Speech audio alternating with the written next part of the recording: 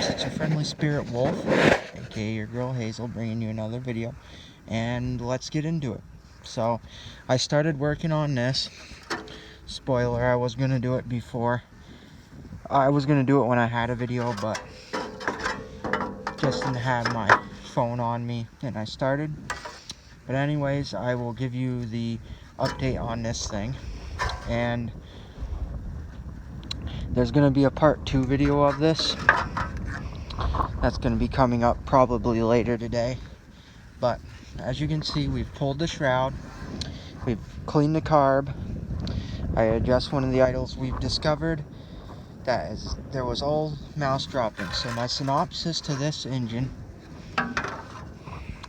because I'll show you here, we are completely lock solid. Do not want to spin over whatsoever. So that could be two things. That could be one, that this magneto is welded to the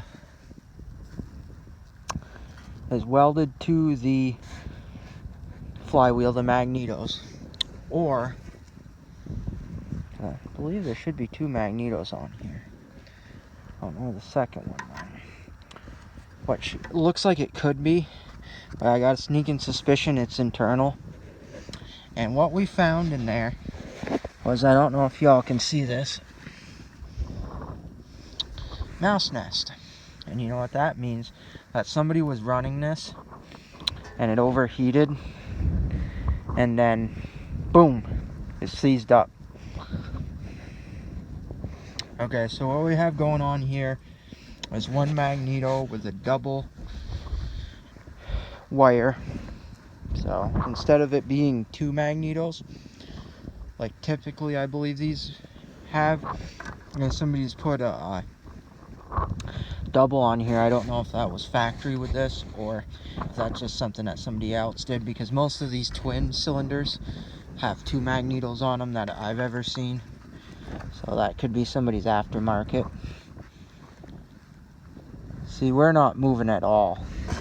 So I'm wondering if that is. So what we're going to do is we're going to kind of diagnose this together and see what we can come up with.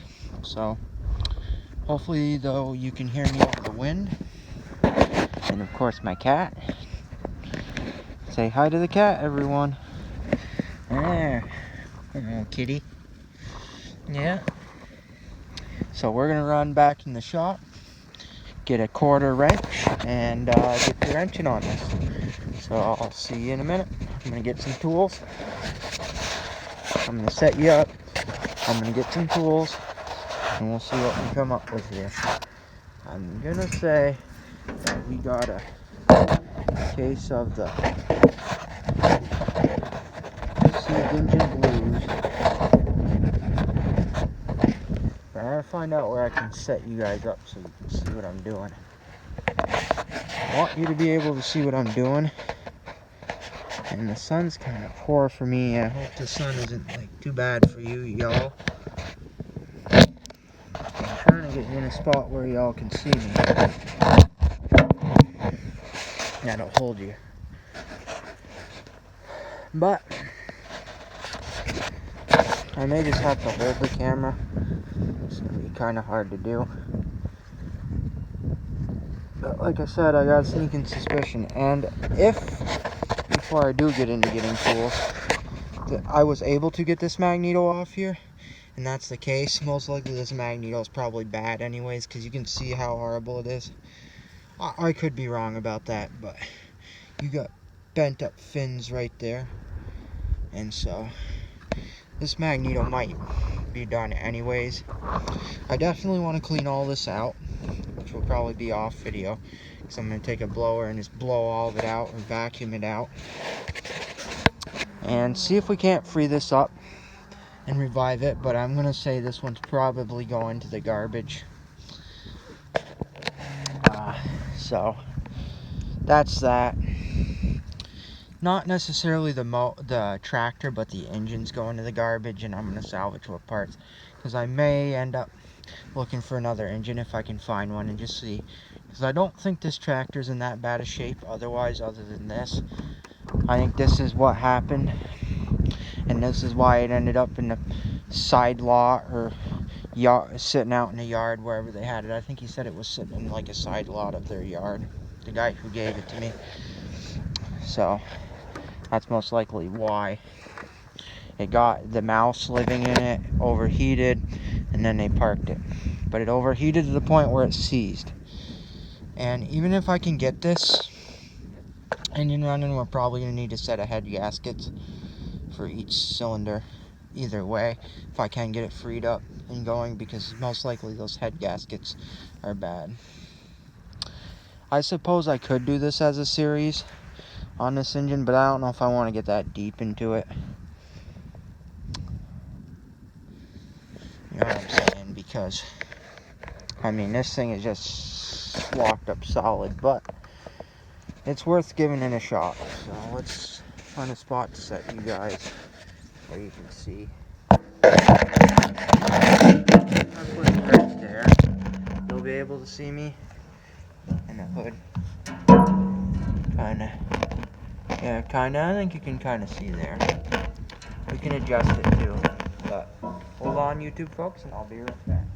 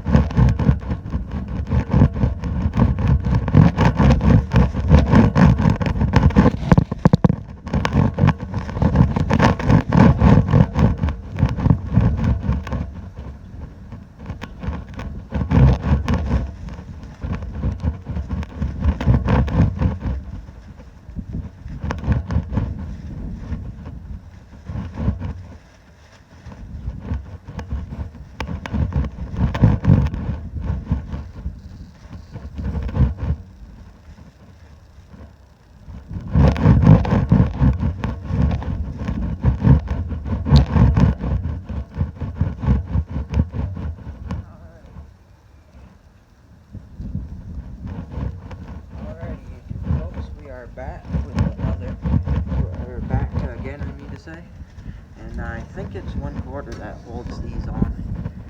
It typically is. I've been known to be wrong about that before. And it is 1/4 that holds the magneto on this. It's typical of these magneto style. Where all the magnetos on Briggs and Strattons are typically 1/4. So keep that in mind when you're pulling these. And this could be the only reason that this engine is stuck, is because of this. But I'm gonna say most likely something internal. And like I said, it probably overheated and seized everything because of all that mess in there. The mice got in it and they were using it. Then it overheated, seized up everything somehow. Maybe overheated and the oil was at boiling point, just boiled off or something, and all of a sudden the tractor stopped, would be my best guess. I think that's typically what happens for the most part when it overheats and the engine seizes is that your oil gets so hot that it boils off and the tractor shuts down. As you can see, that came off easier than I thought. So that's proof right there that that's not it. So I think this might be one of those cases where you take it further on the bench. And what say you guys want to see a typical